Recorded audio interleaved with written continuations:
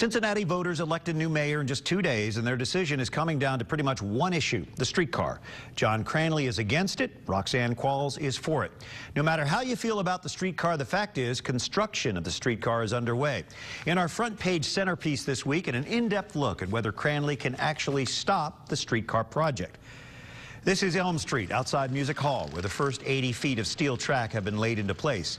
If elected, Cranley is promising to stop the $133 million streetcar project and use that money allocated for the project for neighborhoods, bike trails, and a new highway interchange. We just can't afford it, so we're going to stop it. But if Cranley keeps his word, the city will waste millions of dollars. Why? There are several reasons. The city has entered into contracts that include things like cancellation provisions. Federal money has been allocated and spent for the project and will have to be repaid. And the expectation, based on a 2007 study, that Cincinnati will recoup its streetcar investment by at least a 3-to-1 margin. So, if elected, Cranley can technically stop streetcar spending if he gets 5 council members to agree with him. But by then, it will be too late to recover the tens of millions already spent and millions more that will be owed to contractors as they shut down the project. Business Courier reporter Chris Wetterick spent a lot of time researching and reporting this story. He joins editor Rob Dahlmeyer in the studio with more perspective. Rob and Chris. Brian, thanks. Chris, thanks for being here.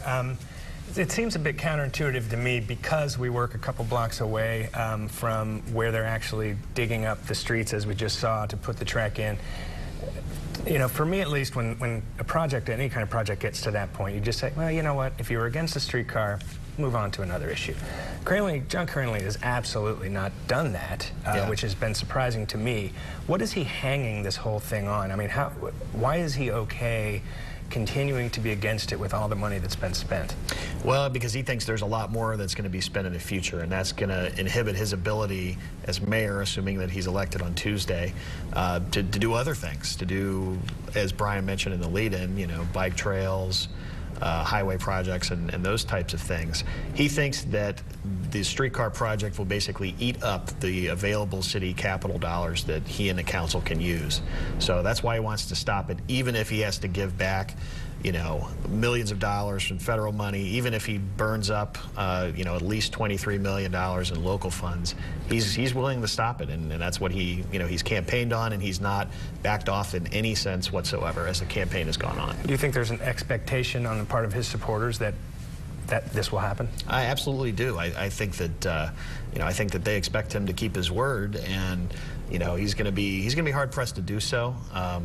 The 5 council members that he has to come up with. When you look at the council race, I think the general sense is that, oh, he'll be able to have those votes if he's elected mayor. But when you ask the council candidates and you drill down, a lot of them will hesitate when you ask, well, the city has spent so much already, would you really throw it all away?